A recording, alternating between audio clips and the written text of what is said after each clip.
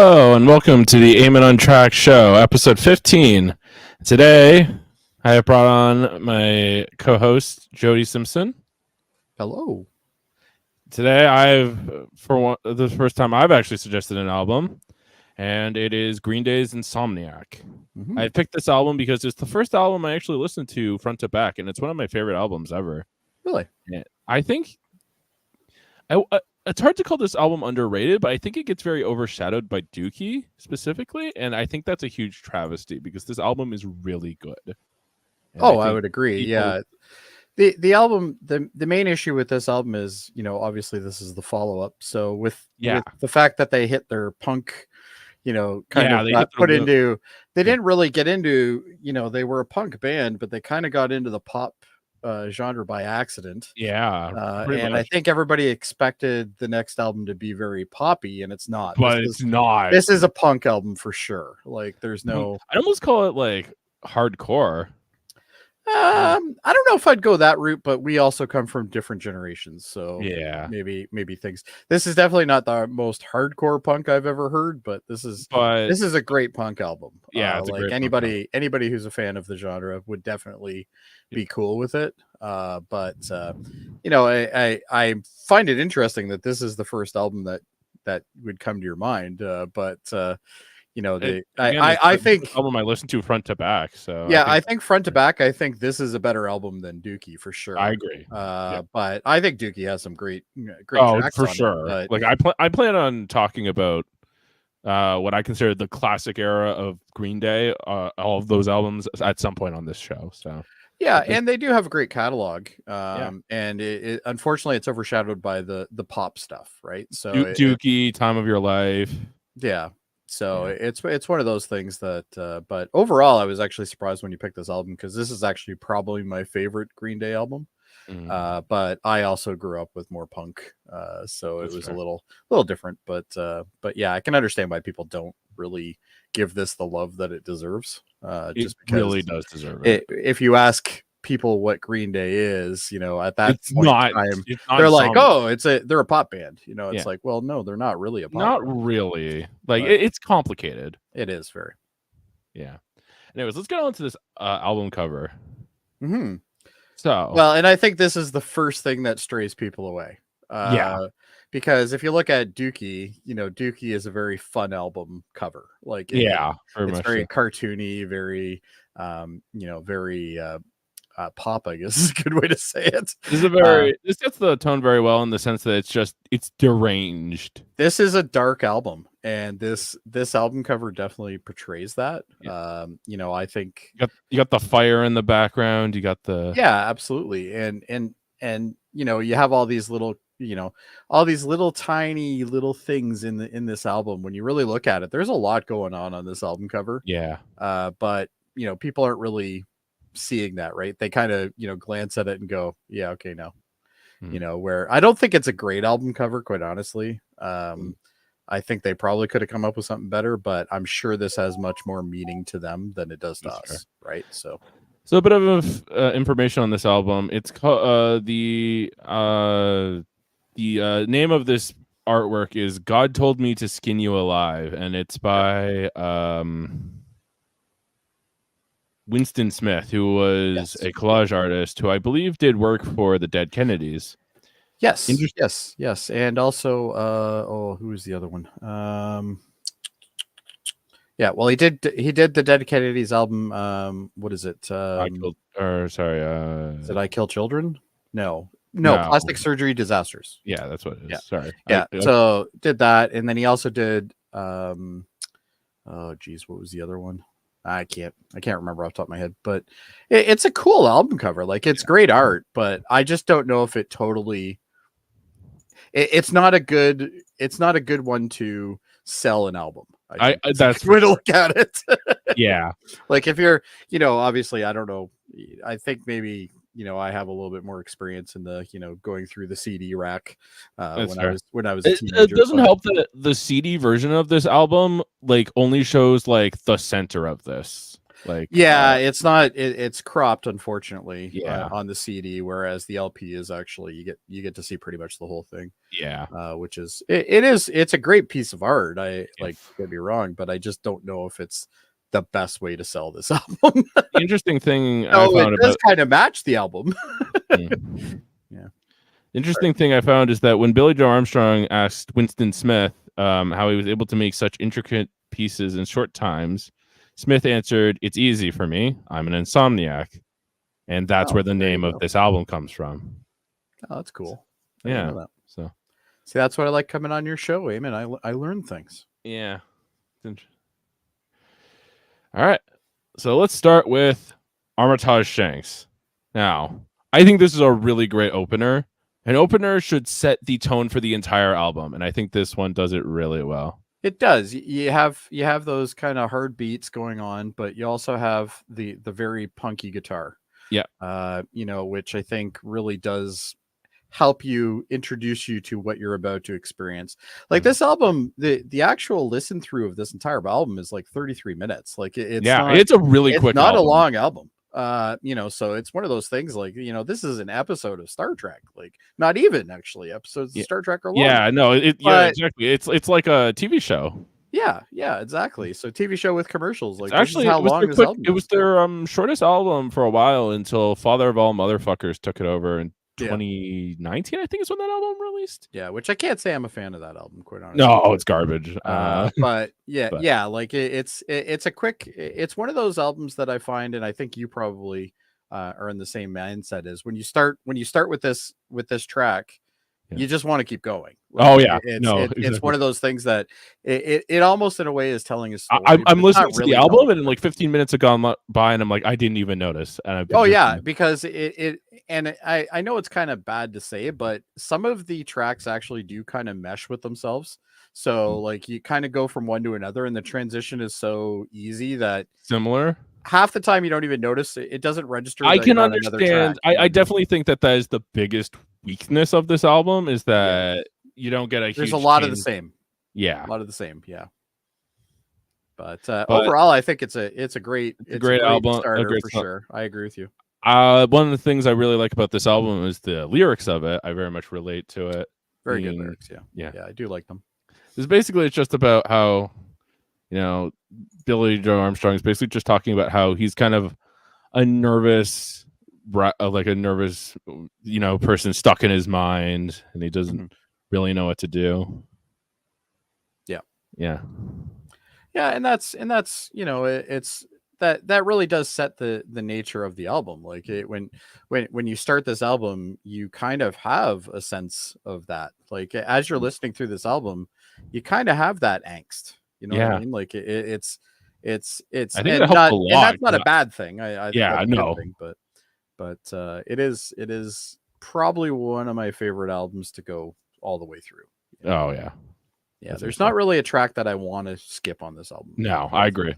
There are some that are definitely weaker than others, but yeah, I get that, right? But... And there's some that are absolute stars, like 86, for instance, is a fantastic track. But Panic Song I'll get to later. Very good as well. Yeah. So but either way, I agree with you. I think this is a great way to start the album. Something I want to talk about too is that I feel like the instruments excel so well for a 3-piece band on this album. The drums specifically, I think, really excel in this. The drums are the winner here, for sure. Especially on a lot of the tracks. There's a couple tracks where the guitar is really the focal, and some where the bass is really the focal. Yeah, there is a couple bass ones as well, but the drums I think are the ones that stand out for most of the tracks on this album. Like the drums are fantastic. Very good. It's funny we were talking about this. I feel like a lot of people think, Green Day is like basically this glorified boy band almost. It's like, no, this album is depressed. Yeah, but you can't judge people for that because that's kind of how they were marketed. Yeah, I get that. You know what I mean? Like, especially with Dookie. Funny is all. Like if you listen to this, if you played this and didn't tell anybody what it was and they weren't familiar with the album, they would definitely not say this is Green Day. It's a Green Day album. No, definitely not. Yeah. Now the only thing that gives it away is obviously Billy, but Billy, you know, he does have a very distinct voice. Maybe maybe Mike's bass playing is very. Yeah, Mike definitely has his own flavor as well, so it's very possible. But I still think it's one of those albums that's definitely it's I kind of consider the Dookie and this album as kind of like the black and white albums. You know what I mean? Like it's like Dookie's like the white album that like, you know, is, you know, there's some cheery stuff on there, but for the most part it's at least I definitely feel like they're very much sister albums. Yeah. And then you have this album, which is more of the dark album. This is the, you know, the bad side of things. Oh yeah. So all right. I think unless you have any other points. Nope, not at all. No, that's great album. Great. So let's talk about Brat. So this song is about waiting for your parents to die so you can collect life insurance. That would be a Brat if I ever heard of one. But, yeah, it sure would be. I like the melody of this song, but I can't say I like the lyrics. It's decent. I understand why people like the song. Absolutely, but I feel the lyrics are a little weak on this one. That's interesting. Yeah, I think that I know it's weird to say about the song with this subject matter, but this is one of the most fun songs on the album. It is, and I think maybe that's what kind of bugs me about this song a little bit is because when you look at this song compared to all the other tracks on this album, this is kind of the happy song in a way. Yeah. And it really shouldn't be, but it really shouldn't be. It's about yeah. So it is what it is, but you know, that's the nice thing about music. We can all have different tastes, right? Yeah. I mean, yeah, I definitely like the I agree with you. The way that the melody goes, it's very bouncy almost, I guess is the word. This is the pop song of this album. And it shouldn't be. Okay, the pop song. The pop song, yeah. Well, and I use that term very loosely. Yeah. It just, to me, it's if I had to kick one song off this album, this would be the song. That's interesting. I'll actually mention later. There's a song that I would pick that for probably. I'm interested to hear that when it happens. Yeah. I think that this is a good song. Not necessarily one that comes to mind first when I think of this album, though. No, exactly. Yeah. I don't think it's a terrible song. Although I do find that this is the song that gets stuck in my head after I've listened to it. This is definitely the earworm song for sure. Yeah. I think that's mostly due to the melody though. Yeah. All right. Let's go on to Stuck With Me. I like this track. I really like this track. This is very melodic. Yeah, and it's one of those kind of trippy tracks in a way as well, like where you kind of just mellow out a bit while you're listening to it. Yeah. It's just everything about this song I actually like. It's a little bit meaty, which I like, and on top of that, the lyrics are pretty sweet. So you know, overall, this is I wouldn't say this is the best song in the album, but it's definitely top 3. This isn't the best song of the album. I'm sorry. No, not at all. No, but I think it's still top 3. Yeah, I can definitely see that. Yeah, I like the way that it kind of has like this. They're able to go from like the riff of the chorus, like the guitar chorus, to this like. I was going to mention that. Yeah. The build up afterwards at the beginning of the verse where they kind of do like it really works really well. Yeah, and this song. It's got good flow. I'm gonna keep bringing up the dark subject matter, but this song is about the whole album's dark though, so like you can't avoid that. Yeah. This song is about basically someone who's leeching off of the like the narrator. Basically, yeah. No, overall, there's nothing bad I can say about this song. I really like it. It's one of the tracks that I look forward to while I'm listening to this album. When I hit it, I'm like very happy about it, and as I said, probably top 3. On the album, but I still think the whole album's worth listening to. Like it's still a great album. Something I want to ask you about is that because I find this quite interesting. This was a single. Was it really? I didn't know that. Oh, okay. Yeah, I knew the other one was, which we'll get to shortly. Yeah. But yeah, no, I didn't know this was a single. It kind of makes sense that it's a single, though. It kind of makes sense, right? Yeah, I didn't know that, though. So that's interesting to learn. But yeah, no, I can understand why this would be picked as a single. I could see that. Yeah. But also, it's kind of hard with this album. You don't have a lot of selection for singles on this album. No. Because the whole point of a single is to realistically, celebrate market an album. Yeah, market an album, and it's hard to market an album with the subject matter. Yeah. Yeah. It'd be like 9 Inch Nails trying to market with, using Closer as the single. Yeah, pretty much. They can, but it's it might not be your best option for that. No. Yeah. I mean, to be fair, 9 Inch Nails has songs like Hurt, I feel like are almost more marketable, but well, Hurt definitely would be one of the more marketable ones, I think. Yeah. Anyway, that's for another day. Yeah. On Eamon on Track. Yes, I agree. Let's talk about Geek Stink Breath. I just love the name of this. I know. It's great. Great. Lyrically, I wouldn't say it's one of the stronger ones. I agree. But I think, again, the music behind it is fantastic. So, kids, if you ever need a reason not to do meth, this just listen to this song. Yeah, this is your anti-meth song right here. But I love the way that the melody just speeds up and slows down. How I think it's supposed to be trying to representing essentially your mind going nuts, right? Yeah. And that's really what it's trying to do. And I think it really does a good job of that. Like it's again, as I said, it's not one of my favorite tracks on this album, but I love the name of it, and I think the subject matter is something you don't hear a lot of in music, so that's I guess that's a win.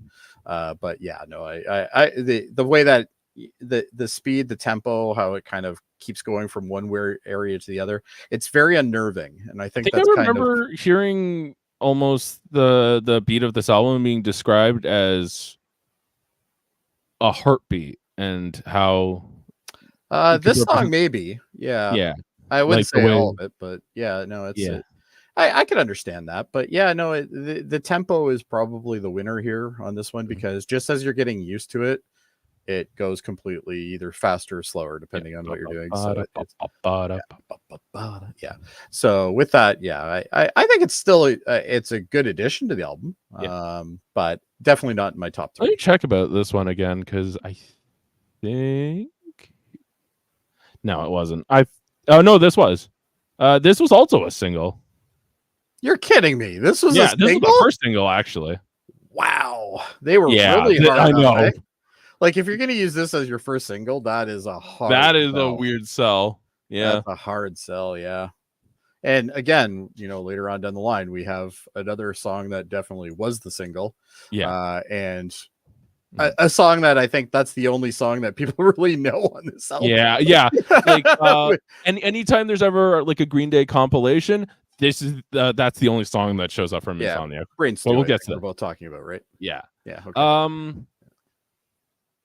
I really, Billy Joe Armstrong definitely during this period specifically, I think had a penchant for slurring his lyrics. Yes. And I think that really works on this album.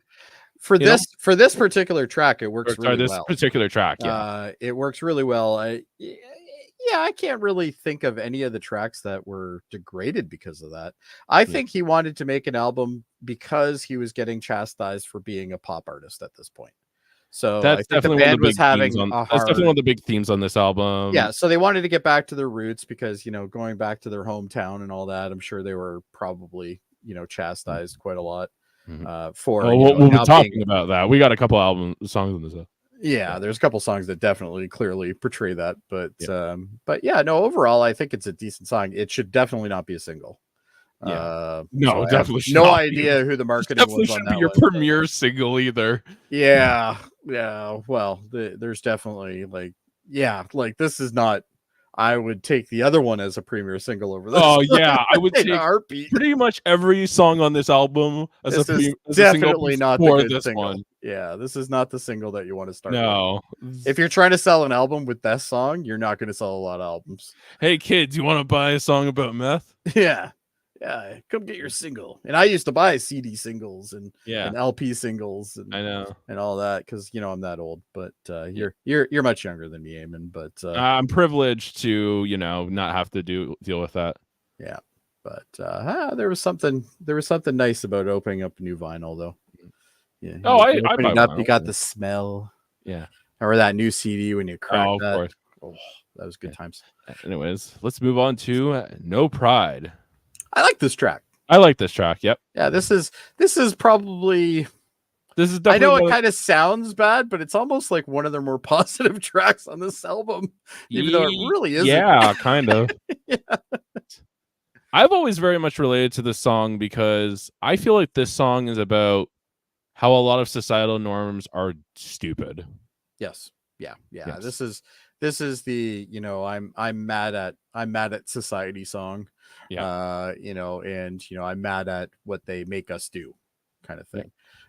Which in some ways makes perfect sense, in other ways is kind of bad. But funny enough, though, every time I hear this song, I think it's a more positive song, even though it really isn't. But why is there's something about it? I don't know. It's got to be. I'm guessing it's the melody. That's interesting. It's definitely a more upbeat melody of this album. I'm guessing maybe it's just because of that, but it's always in the back of my mind. But if you actually listen to the lyrics, it's definitely not a positive song. No, very much not positive. But for some strange reason, this always is the song that makes me think that this is the positive song on this album. Yeah, interesting. And I'm not totally sure why. Yeah, that's interesting. I guess it's just an interpretation thing, but what can you do? I don't know. I particularly, this is one of the songs I think of lyrically, at least when it comes to this album, again, because I mentioned that. I feel like when I think of just all the stupid rules we have or certain people have, this is the song that comes to mind for me. Well, and if you think about this song, if you put it in the context of now where we have a very PC focused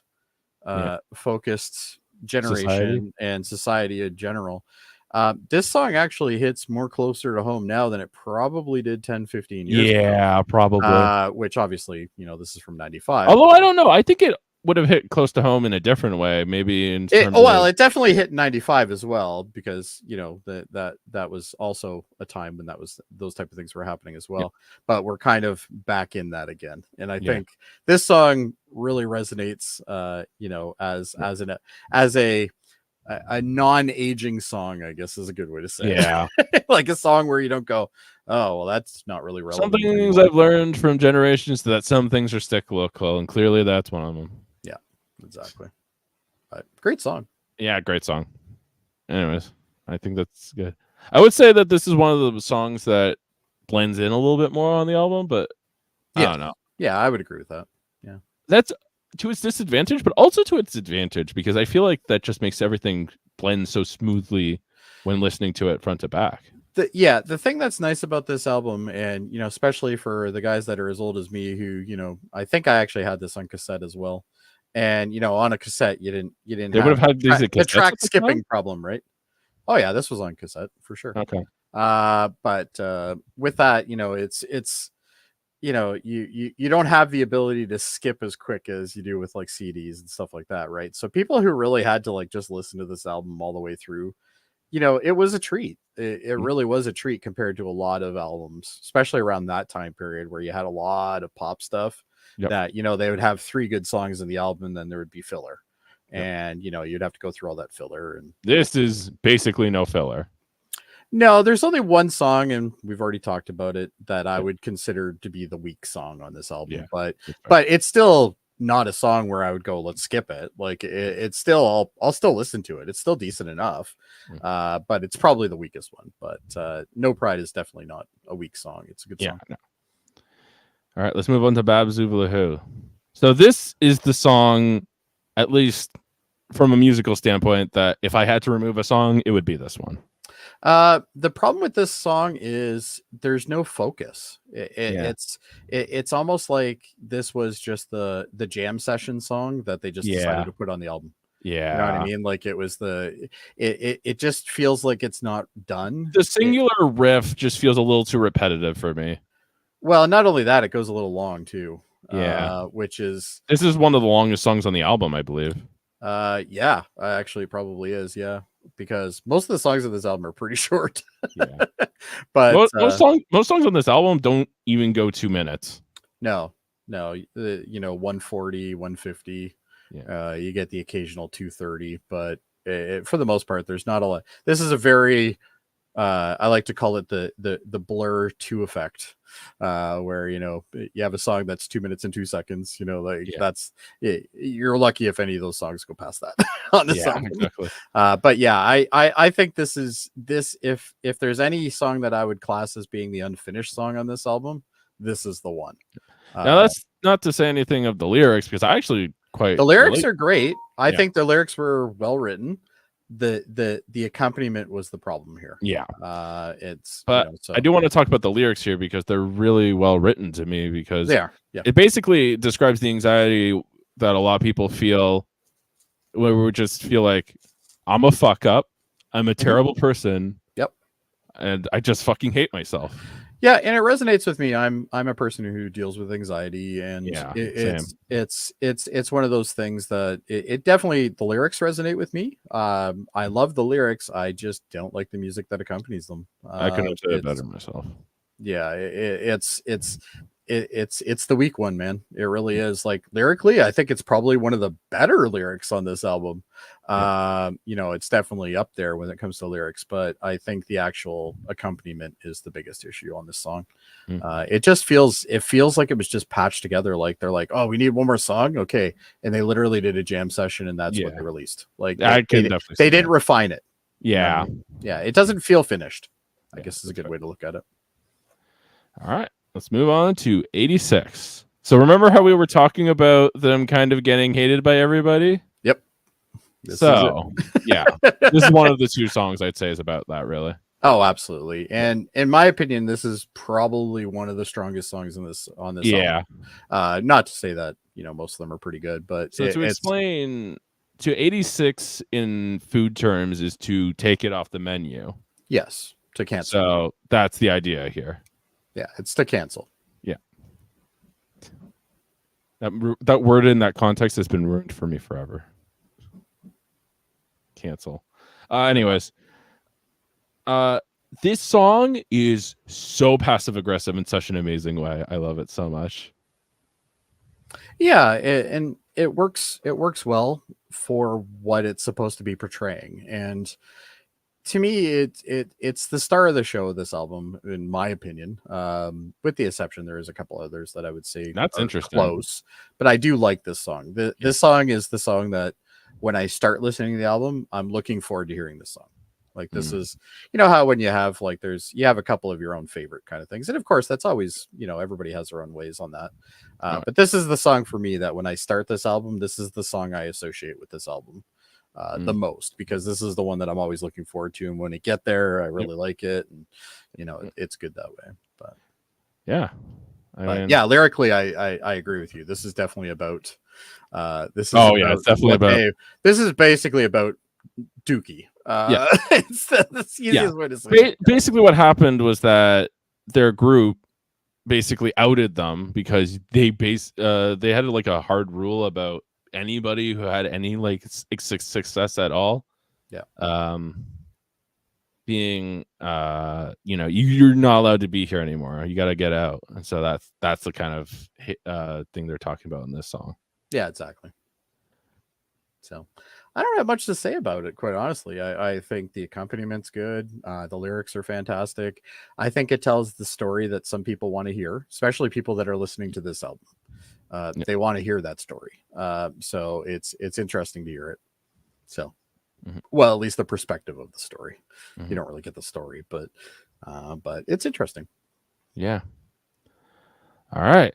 And we get to one of my favorite songs, not only on this album, but of all time, Panic song. Now, this should have been a single. Was this a single? No. I think this should have been a single. You think this would have been hilarious? Yeah. That would have been hilarious. It would have been hilarious, but no, it wouldn't sell. No. Sure. God, no. But no. Probably still would have sold better than Geeks Think Breath, though. Oh, definitely. Yeah. The fact that they had the gall to make that song a single and not this song. And not this song. Yeah. Yeah. Like it's, I don't know. It just... God, this album is just the musical embodiment of anxiety. I feel like. And this is... The bass really shines on this song, the way it kind of carries throughout the whole first half of the album, or first half of the song, rather. Yeah, and Mike is also the co-writer on the song as well. Like it's one of the few songs he's ever actually written for one of these songs. So I think it's a great song. It's I wouldn't say it's the top of my list, but I remember how I said there's a top 3. Yeah, this is probably one of those top 3. Yeah, I just like the song. Lyrically, I think it's great. Yeah. Little juvenile, but it's still, I That's think interesting. Well, I have a different perspective now. I wouldn't consider it juvenile 20 years ago, but now that's fair. Yeah, maybe I'll consider it juvenile in 20 years. in 20 years, if we happen to have the ability to chat again about this, Eamon, maybe you'll see it differently. But anyways, but I just think that the way it starts with the bass and it's just Oh, sorry. They have actually said they will never play the song live. It's too much of a strain on them. But it's I would imagine, like, I'm certainly not a bassist. I'm not, a person who plays the drums. Like, the only thing I can play it's hard. A tiny bit of guitar and piano, but I can imagine it being a very hard song to play. Yeah, it's painful at a certain point. It's an aggressive song. It's and I think putting panic in the name definitely portrays how it runs. Yeah. Because when you listen to the song, it almost gives you those type of stress. Yeah. The stress. I was gonna describe that. I almost feel like this has like a Saving Private Ryan effect. Yeah, in a way. Yeah. Where I can understand. I understand where you're coming from. Obviously, different type of music, but it's got that.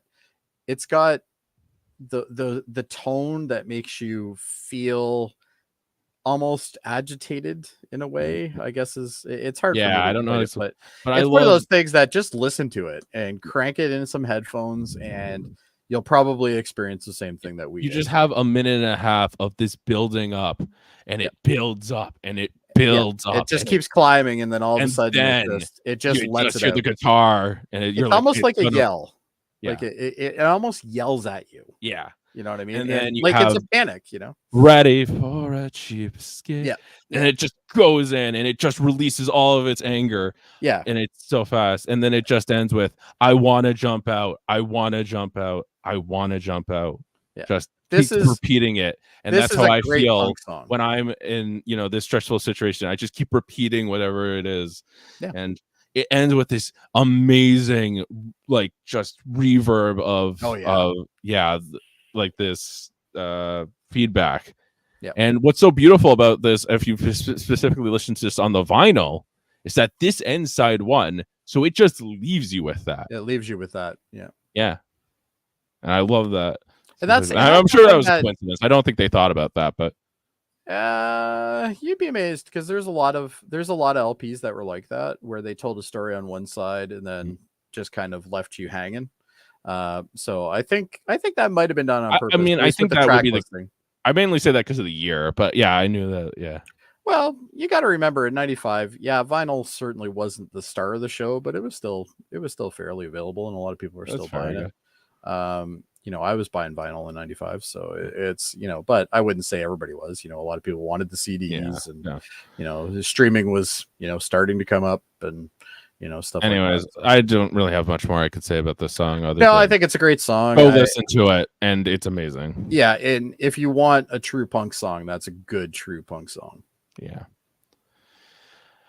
All right. Next up, and starting at the B-side, let's talk about Stewart in the Avenue. I think that this is definitely a good song to juxtapose, like, calm down from the previous song. Yeah, if they wanted to end the side without having any sort of problems, then they would have kept this one at the end. Because I agree with you. This is the mellow song, right? Like, this is the song that kind of brings you down from that, from the panic, I guess, is a good way to look at it. Yeah. I wouldn't say lyrically this is a very strong song. It's okay. It's just not a about fan with the lyrics on this one, but yeah. but again, lyrics are subject to different people, so I get that. Although I will always love the kind of chorus. Well, destiny is dead in the hands of bad luck. It might have made some sense, but now it's all fucked up. Yeah. That line always stays with me. Yeah, that's it. I'm not saying they're terrible. I just don't think when you compare it to the lyrics of some of the other songs on this album, I wouldn't say that this is a very strong lyric. There are I think this is just about a breakup, right? Yes. Yeah. That's what I got from it anyway. Yeah, that's what I get from it too. Sometimes if you actually read the lyrics instead of just listening to the song, a lot of the times you will get the different meaning of it. But as far as I know, I don't think I've ever read the lyrics for this song, so I can't say 100%, but I'm pretty sure that's what I gathered from it anyway. It was a breakup song. But overall solid. I don't regret listening to it. Yeah, I think certainly not. It's a good way to come down from the last song. But to me, we're on kind of a roller coaster of melody here. You know what I mean? Like it's, you go from Panic, which is just, an aggressive, hard song. And then you go from that to, this, and it's like, it's a 180. Like I think that's a good thing. Well, I'm not saying that that's bad. I'm just saying, if you're, we live in times where, these songs are now together, right? Where, Panic and this song is now together. And, if you're listening to the whole thing, on an LP, I think it made perfect sense. I think on this, maybe not so much. This might not have been where you should have put this on the album, I guess is where I'm coming from, but it's, I can understand why they did. Yeah. That's interesting. All right. Time to talk about, well, I kind of put these two together, but really they put these two together for some reason. Always, like, it releases a single and they've always kind of lumped these songs together, but they're really two songs. It is two songs, but I think for the single they wanted to kind of get the length a little bit more, maybe, because Brain Stew is a pretty quick song. Because Jaded is basically the B-side of the single. Yeah, it's they're literally the same song with opposite sides. Like it's. Oh, I just heard something weird. Oh yeah, sorry, that's my mic stand. It's kind of shitty. Okay, fair enough. Brain Stew, I think, is a great song. It's a good, solid song. I think if you're gonna try to get anybody to listen to this album, this is the song you start them with. So this is the one we were talking about where we're like, this is the single for this album. This is the single that I know for the song. I thought this was actually the final single, if you can believe it. I thought this was the only single from this album. So yeah, this goes to show you what I knew. But but I've owned the album since '95. So that doesn't shock me. This is the only one that anybody remembers. It's the only one that gets put in compilations from this album. Well, it's funny because I remember picking up this album. I was actually working at Sam the Record Man back then. And I remember buying the copy that came in. There was like, we got like 20 copies and I just put one aside. I don't think we were supposed to do that, but I did it anyway. And it was like just before, I might have my dates wrong, but I'm almost positive it was just before Halloween. But I can't remember when this album. Let me check the release date on this. I'm guessing it was October 10th, 1995. Yeah. So there you go. But yeah, it's to me, I associate a lot of this album with Halloween, which is kind of odd, but I think it's just, obviously for that. There's nothing really that has anything to do with I definitely associate this album with fall. Definitely. With fall. Yeah. Well, I think it's good fall punk album. Yeah, I agree. But yeah, what can really be said about the most known song on this album? Like, it's like, there's not much to say, but we might as well try. Yeah, well, fair enough. I think that this song is an amazing song. Like, it's a perfect representation of Insomnia. Yeah. I think it meshes. I think it meshes the world that they were to the world that they wanted to be. And it's in a way, you can definitely feel the punk on it. It's definitely not a punkish song compared to the rest of them on this album. It's very slow. It's very slow, and with that, punk and slow are two things that don't normally go together. But it can go together, but it doesn't. But I don't know. I just love the. It's a good track. Like chugging of it. I think that the guitar really excels on this album. This is the star. Yeah. You know how I said earlier, the drums are most of this album's star. The guitar is the star of this song for sure. Yeah. Not that the drums were bad, but they don't stand out like the guitar does. Yeah. And then during that breakdown, the breakdown, I can only describe the amazing sound of this as, weirdly enough, what come to my mind is the sound of a creaky motel bed, almost. I'm now going to associate. I totally get what you get, but I've never thought of that. Yeah. So now every time I think of this song, I'm now going to think of a creaky hotel bed. It's going to be your fault, Eamon. You're welcome. Thank you. Yes. But I totally get what you're saying on that. Like but it's got that old chaotic kind of feel. Yeah. It almost reminds me of a headache in a sense, which I get they were going through it, but something about me likes that somehow. Oh, I don't know. It's a good beat song. This is definitely my top 3 for this. This is probably, and I hate to say it, but this is kind of the popish beat song on this album. I can see that, even though it's about. I'm not saying it's a pop song, but no. But the beat is very reflective of a pop song. I can see that. Yeah, like it's your standard. To be fair, the riff is just 24 and 62. So yes, very standard. Yeah. There's not a lot going on here, but what they do great. What they do with it is what matters. Yeah, absolutely. And of course, the guitar is the star of the show. Yeah. I think it probably goes guitar, lyrics, then drums in this one. And bass is probably just below the guitar there. That's interesting. I think you're kind of underrating the bass on this album because I love the bass on this. I think the bass on the album, I kind of put guitar and bass together anyway. But it's they are two separate things, of course. But this song, I don't think the bass is the strong compared to definitely not the song, but around the album itself. The album itself is very bass heavy, which is great. Mike Dirnt's bass playing, I think he's the best bass player in the world. I like his melodicness and the ability to combine that with the rhythm that perfectly backs up the guitar and drums while still being memorable at the same time. It's just so good to me. Sure, I would pick him as the best bass player, but he's definitely royalty. Like he's definitely top 5 anyway. Yeah. I can think of a couple bases, but it's at the end of the day, it's still great bass. And I would dream to play as well as he could. So, that's fair. Regardless. Yeah. But, so I think that if we're done with Brain Stew, we should kind of go to Jaded. Yeah. Okay. So Jaded, kind of the reverse. Yeah, no, it's exactly that. I think that's almost why these songs were also paired together for a single. It's because they kind of reflect each other.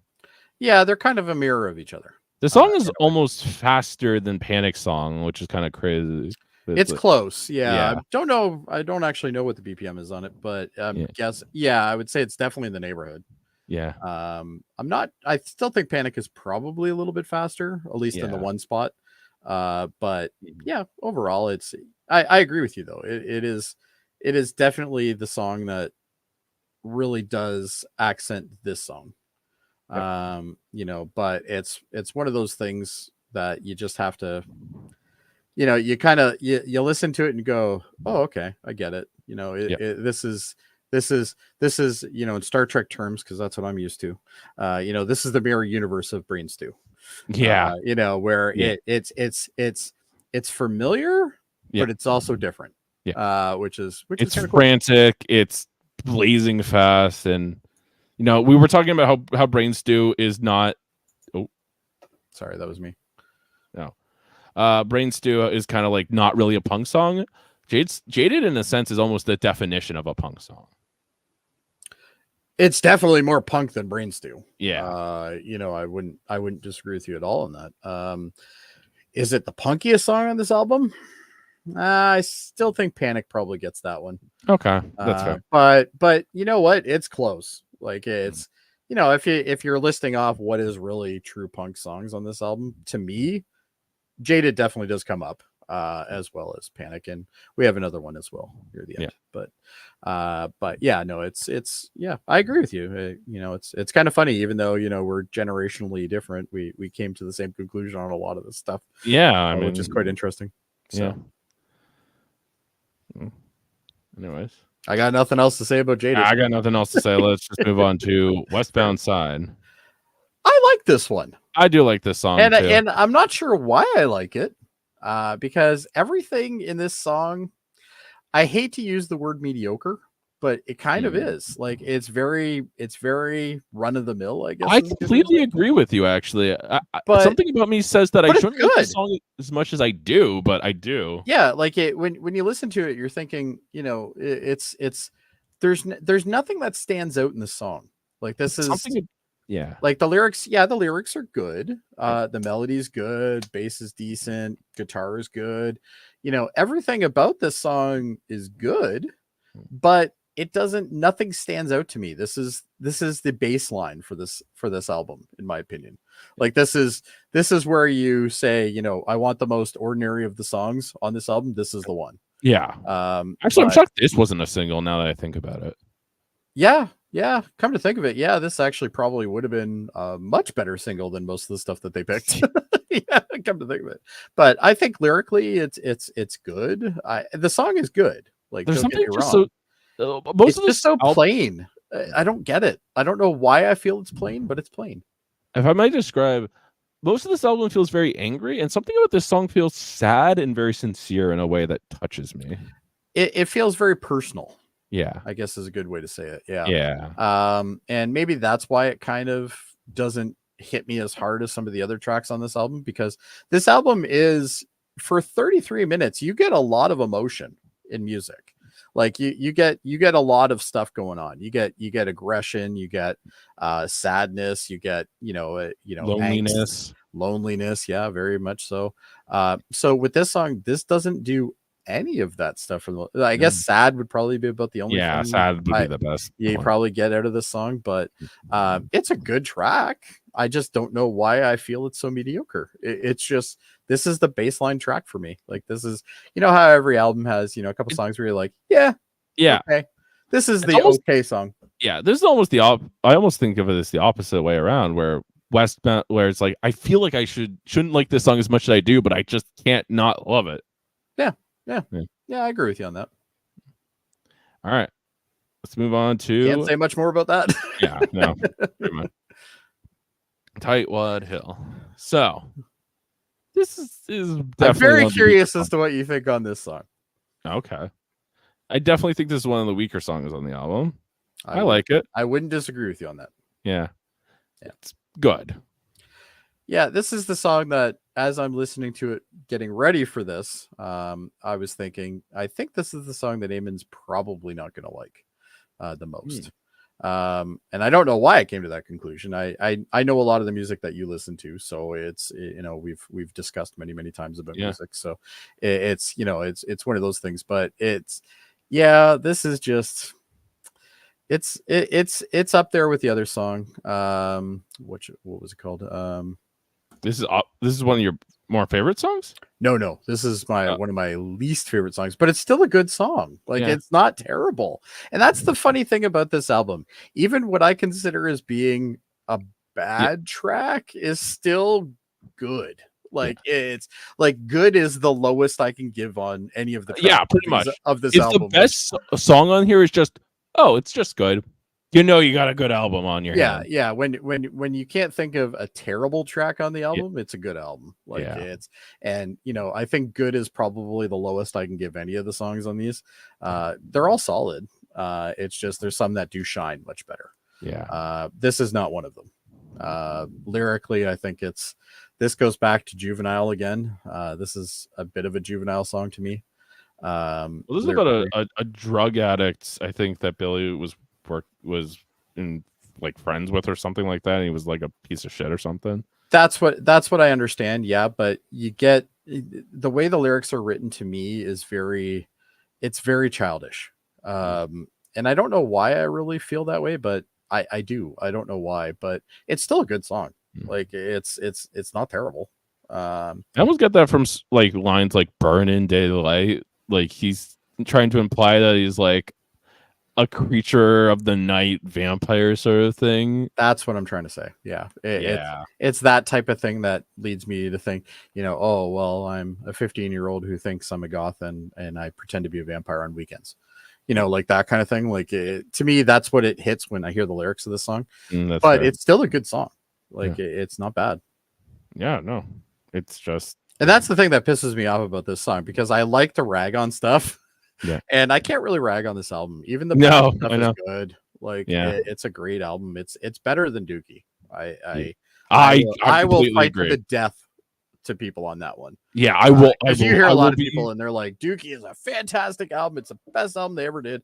And it's like, well, Nimrod, in my opinion, was still good. Yeah. It was good. Yeah, it was good, but it wasn't as good as this. Insomnia is way better. But I think I think Nimrod is probably weaker than Dookie, but it's that's interesting. Well, I think so, but it's again, everybody has their own opinion. But yeah, and it pisses me off when I hear people say, "Oh, Dookie, best album they ever made." It's like, you have not even listened to the good stuff. Yeah, have you even I'm pretty sure most people haven't even listened to Insomniac. Well, if you ask people how many albums Green Day has, what do you think they're going to say? Thinking about it for a second, about like 15-ish, 16. Well, they have around that, but people only really know, they know American Idiot. They know American Idiot. They know Dookie, and they might know Nimrod. Nimrod, they probably know. Yeah. This album, I doubt. No. Not Warning, not Kerplunk. No, Kerplunk, definitely not. Yeah. And especially the newest stuff. No one. Nobody listens to it. Yeah, the new stuff. Shit. I'm sorry. I know it's cliche to say, but the new stuff really isn't that great. I know. Like, they have a couple bangers, but besides that, the albums are not like this. Like, this album is solid. This album is solid from front to back. Like, if I could only buy one Green Day album, this would be probably be this one. Yeah, I like Dookie. I like a lot of the songs. I love Dookie. It's a great album. It's a good album, but if I had to pick one, this is the album I'd keep. I can't disagree with that, man. Yeah. Let's go to Walking Contradiction. So this is the other song that's about kind of fuck everybody who turned their backs on us. Yeah, this is the revenge song. Yeah. Yeah.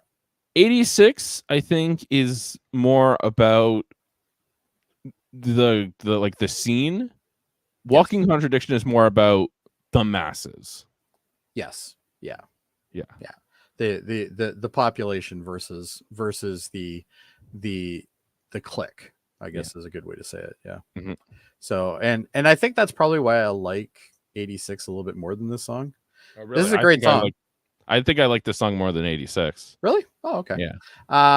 I still think I prefer 86 over this song, but they're both great. Like, they're both great songs, very solid. I've never been a fan of, fuck the world songs. But this is a good one. Like, it's a good song. I understand where they're coming from. I think 86 portrays it better, in my opinion, I guess, lyrically.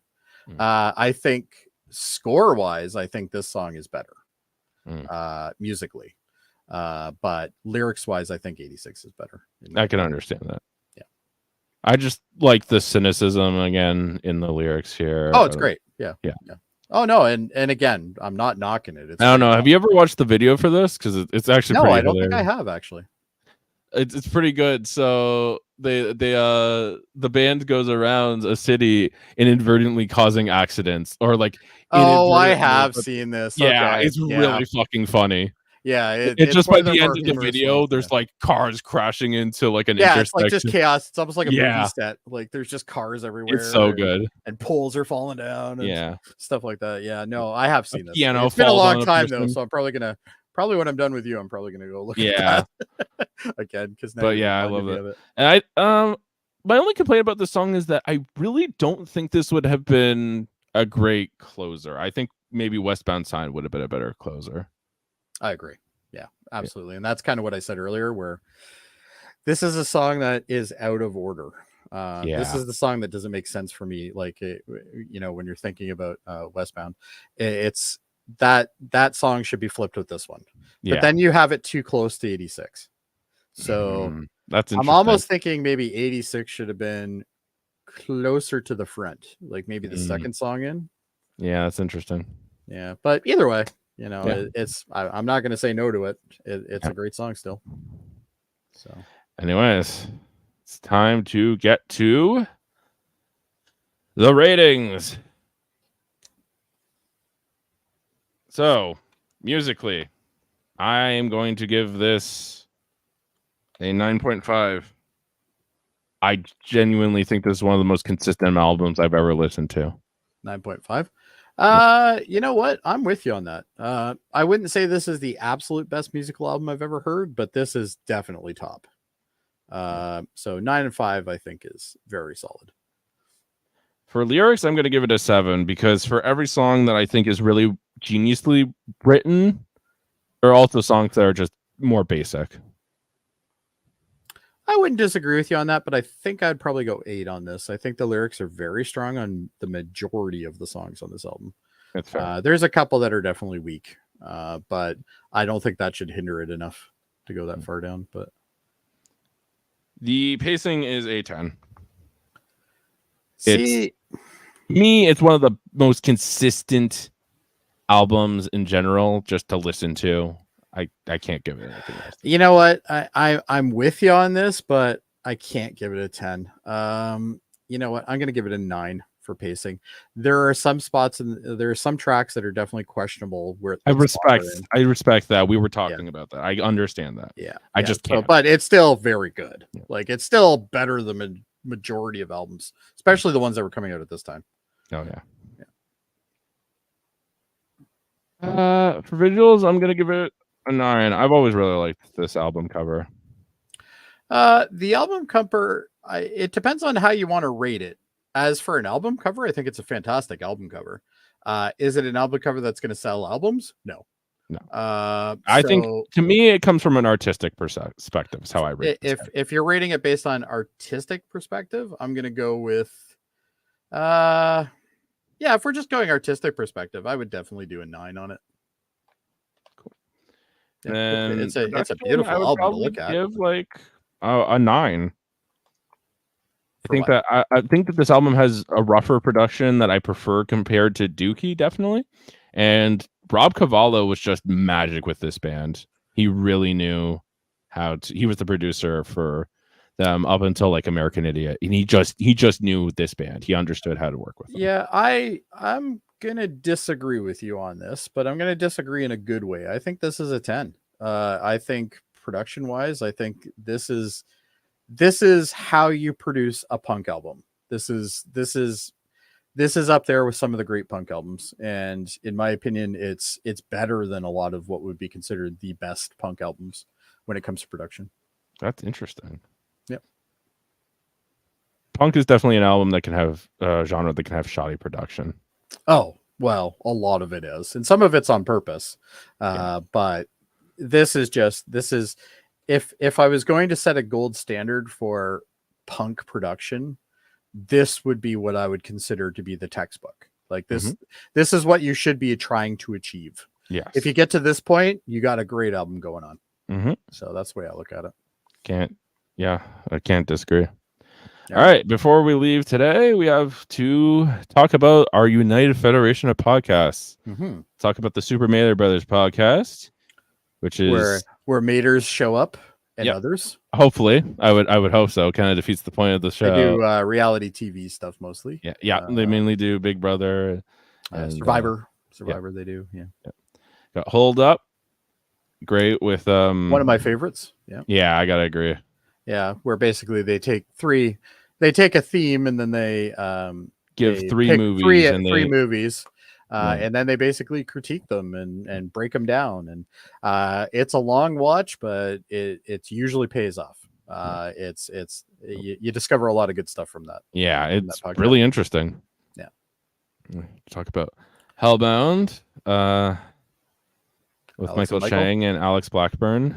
It's a really interesting horror podcast, and the production value on it is genuinely fantastic. Like, yeah, they do a very good job on it.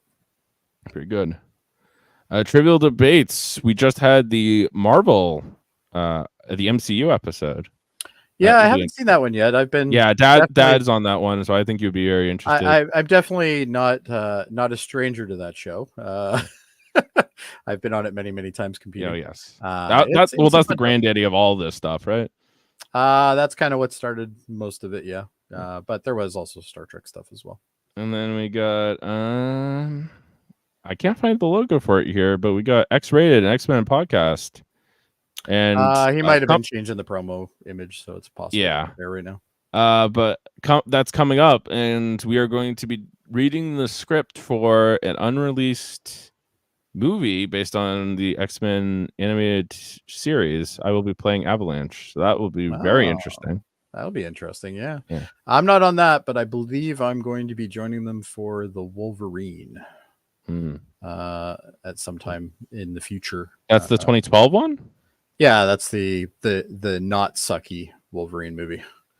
Well, there's two that weren't that sucky. This is the one that's in Japan. Yeah. So it's it's pretty decent from what I remember. It's a tight movie. Yeah. I think it's a good movie. I wouldn't say it's very X-Men heavy, but it's still good. Yeah. And it doesn't have that terrible version of Deadpool in it. So yeah, Jesus. Think about the fact that Ryan Reynolds back-to-back was in that and then Green Lantern. Yeah. It's amazing that he even still has a career. Yeah. And he's very talented, to go be wrong. He's a very talented man, but yeah. Man, he had a couple stinkers in a row there. Yeah. All right. Anyways, I think that's about it. So well, and of course the Star Trek stuff. Oh yes, of course. The Live long and podcast as well. So we do a lot of stuff there, Eamon, as you know. We do we have the Locutors of Trek, which is a long-running podcast. They do a lot of scientific discussions. They have some fantastic guests on there. So that's always good. And then I'm part of the Rewatch series, which we're going to be having a new series rewatch soon. Won't tell you what it is yet, but we're going to be working on that shortly. So we'll be hitting a new series. I'll just give you a hint. It isn't Star Trek related. But yes, I do know what this is. You know what it is, but we're not going to talk about it yet. I still got to get some of the promo stuff done. But yeah, no. So we have a good fun time there. So if you enjoy Star Trek, we got it. All right. So there you go. Without that, I've been Eamon Mader. And I'm Jody. So there you go. But thanks for having me, Eamon. As my father says, catch you on the flippeth side. Flippeth.